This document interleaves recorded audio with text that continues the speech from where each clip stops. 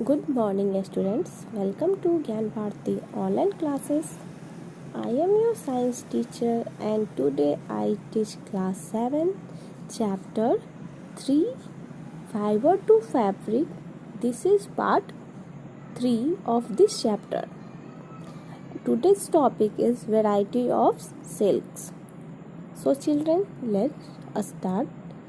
There are different types of silk which differ in quality and texture. The differences are due to different varieties of silk moths. The common varieties of silk available in the market are Malwari silk, Monga silk, tasar silk and kosha silk. अभी हम लोग देखेंगे silk के प्रकार के बारे में। Silk जो होते हैं तो क्वालिटी और टेक्सचर के आधार पर बहुत सारे प्रकार के होते हैं और ये जो डिफरेंसेस होते हैं इसके वेराइटीज और सिल्क मूव्स के कारण आते हैं। ये हमारे सिल्क अवेलेबल जो है हमारे मार्केट में वो विभिन्न प्रकार के हैं।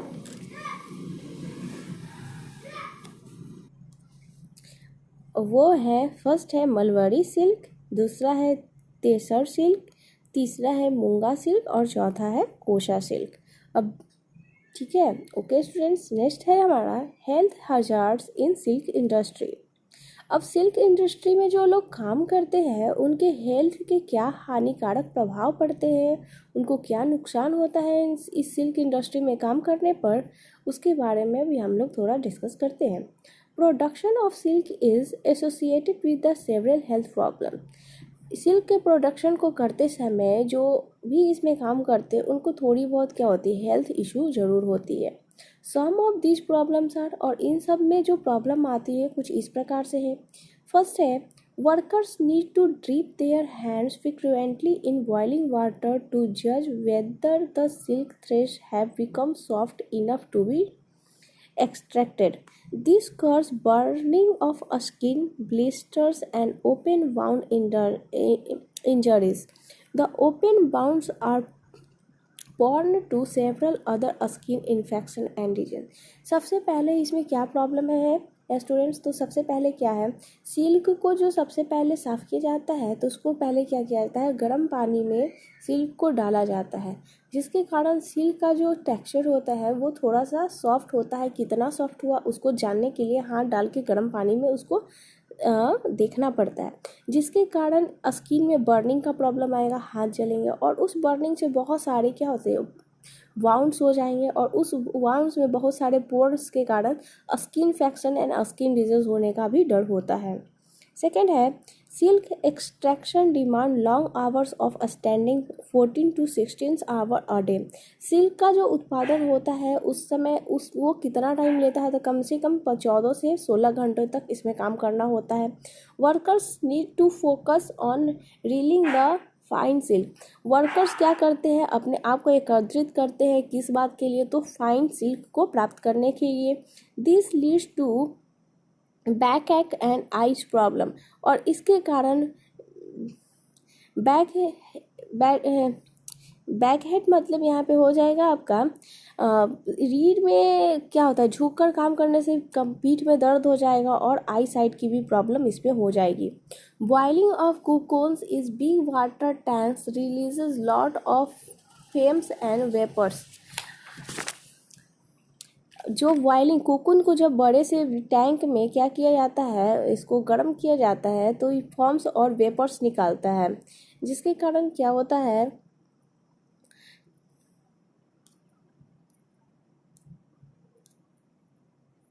जिसके कारण curse temporary problem such as asthma and bronchitis, जिसके कारण जो बहुत सारे जो वाप निकलते हैं और कोकुन्स के कारण हम्स निकलते हैं, उसके कारण क्या हो जाती है, तो अस्थमा और ब्रोंकाइटिस की प्रॉब्लम्स हो जाती है।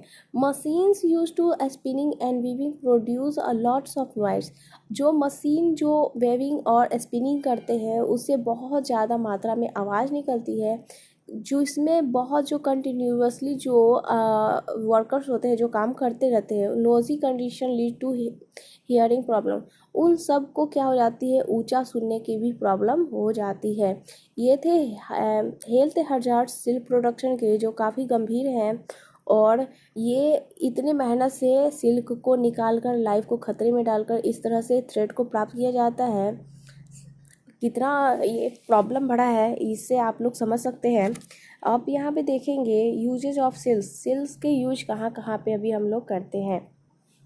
Silk fiber is used for weaving silk cloth. Silk cloth is high value dresses material. Silk में जो इसका प्रोडक्शन होता है, सिल्क का यूज्ड होता है, तो सबसे पहले सिल्क के कपड़े बनाने में ही किए जाते हैं। और इससे जो क्लॉथ्स बनते हैं वो हाई वैल्यू, मतलब कि ऊंचे महंगे दाम के कपड़े बनते हैं। Adverse effect on workers of silk industry. अब इसके एडवर्स इफ़ेक्ट्स क्या होते हैं सिल्क इंडस्ट्री में काम करने के लिए वर्कर्स के? तो workers employ in the almost the process of sericulture industry are adversely affected by the number of disease like asthma, bronchitis and the related disorder.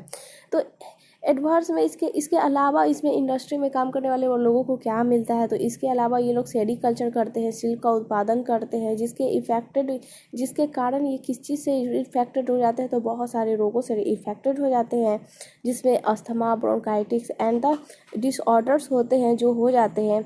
Neck pain, low back pain and generally body pain एक is a general problems और work. उसके अलावा इनमें क्या क्या सब problem होता है? तो नेक पेन हो जाते हैं, गर्दन में दर्द हो जाएंगे इनके। लो बैक पेन हो जाता है, मतलब कि पीठ के नीचे दर्द हो जाएंगे। जनरली इनके जो हेडेक की प्रॉब्लम हो जाती है, जो वर्कर्स को झेलने पड़ते हैं। Discovery of silk. अब ये समझते हैं कि अब सिल्क कहाँ से आया था, ठीक है। तो the exact time of discovery of silk is perhaps unknown. एक अगर टाइम की बात करें तो एक जो सही जो टाइम है अकॉर्डिंग टू डिस्कवरी का, इसको बताना आसान नहीं है। According to an old Chinese legends are empire Si Lung Chi was asked by the emperor Huang Ti to find the cause of the demanded leaves of mulberry tree growing in their garden। लेकिन बहुत पहले कहा जाता है कि एक Chinese legend था, राजा था, एम्पायर था, जिसका नाम सी लुंग ची था। उसने एम्पायर हुआंग टी से डिमांड किया था कि मलबरी ट्रीज पे उनका एक गार्डन है। The empire found white worms eating by mulberry tree. और वहाँ पे उन्होंने देखा कि एक मलबरी ट्रीज पे एक वाइट कलर का जो कीड़ा है जो मलबरी के पत्तों को खा रहा है। She also notice that they were spinning सिनी cocoons around them। और उन्होंने देखा कि ये कीड़ा क्या कर रहा है, तो स्पिनिंग कर रहा है, छोटे छोटे रेसे बना रहा है। एक्सीडेंटली क्या हुआ कि एक cocoon dropped into the cup of tree. और वो क्या हुआ, उनके कप में क्या कर गया, वो कीड़ा गिर गया। And a tangle of the delicated cells separated from the cocoon. और गर्मी पाके वो क्या हो गया, वो जो स्पिनिंग किया हुआ जो उसका रेशा था, थ्रेड था, वो सेपरेट हो गया थ्रेड में। Silk industry began in the China and was kept a closely guarded secret by hundreds of year. जब ये चीज़ जब चाइना में आई थी, तब चाइना वालों ने क्या किया था, इस चीज़ को बहुत ही सीक्रेट तरीके से हज़ारों सालों तक छुपा के रखा था। लेटर ऑन, लेकिन जैसे जैसे टाइम बदला, traders and traveller introduce silk of other industry. तब क्या हुआ, व्यापार और यात्रियों के द्वारा ये क्या हुआ, पूरे और दूसरे देशों में ये इंडस्ट्री फैल गया, silk industry. The route they are travel it is still called the silk route. और इस तरह से जो सिल्क का रास्ता प्रशस्त हुआ उसको हम लोग सिल्क रूट कहते हैं या सिल्क मार्ग कहते हैं। उल। अब उल क्या होता है? अभी हमारा सिल्क टॉपिक ख़त्म हुआ, अब हम लोग उल पे आते हैं। अब हम लोग उलन क्लॉथ्स के बारे में जानेंगे, ये कहाँ से है, कैसे आते हैं। We get wool from the hair of sheep, goat, yak, llama, Alaska and other animals. हम लोग जो होता है उनको प्राप्त करते हैं, एनिमल से प्राप्त करते हैं। और ये ऐसे जो एनिमल होते हैं जो ठंडे प्रदेशों में रहते हैं, उनसे हम लोग काफ़ी मात्रा में उनको प्राप्त करते हैं, क्योंकि ऊन क्या होती है, ऊन गर्मी करती है। और ऐसे जो जानवर होते हैं उनके हेयर, इतने बड़े बड़े हेयर कहाँ होंगे, जब वो लोग ठंडे प्रदेशों में होंगे तब। और ये जानवर कौन कौन से हैं? सीप है, गॉट है, याक है, लामा है, अलास्का है और अदर एनिमल्स है। These wool yielding animals have the hair on the body. और ये जो हम लोग ऊल प्राप्त करते हैं, इन जानवरों के हेयर से प्राप्त करते हैं। As we know that the hair is a bad conductor of heat and hair trap a lot of air. जैसे कि हम लोग जानते हैं कि हेयर क्या होता है, एक बैड कंडक्टर है हीट का, जो उष्मा को क्या करता है, रोकता है और हीट को बाहर जाने से रोकता है और अपने आप में एक हवा को ट्रैप करके रखता है। So here keeps this animals warm, जिसके कारण ये जो हेयर है एनिमल्स के बॉडी को क्या करते हैं, गर्म करके रखते हैं। Wool is drive from this hairy fibres, और ऊल जो है इसी हेयरी फाइबर से हम लोग प्राप्त करते हैं। Several breeds of sheeps are found different parts of our country. हमारे यहाँ जो सीप के ब्रीड होते हैं वो भी अलग अलग प्रकार के हैं जो हर एक जगह पे पाया जाता है। The fleece of the sheep is not only source of wool, ये जो हेयर का जो सीप का जो फ्लीक होता है वो सिर्फ सोर्स ऑफ ऊल ही नहीं है, बल्कि ये कॉमन तिब्बत लद्दाख में भी पाया जाता है। ठीक है। Alaska llama and camel hair yarn are spawn from the fleeces animals which are the members of camel family।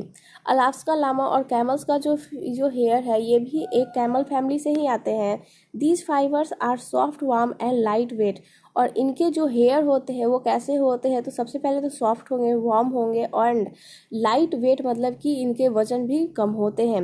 Angora is an extremely soft फूफी एंड वार्म फाइबर। अंगोरा एक क्या है, तो एक गॉट है जिसकी जो हेयर होती है बहुत सॉफ्ट फूफी एंड और क्या होती है, वार्म होती है। It is obtain from the Angora goat, और ये कहाँ से मिलती है, तो अंगोरा नाम की एक बकरी होती है उससे मिलती है।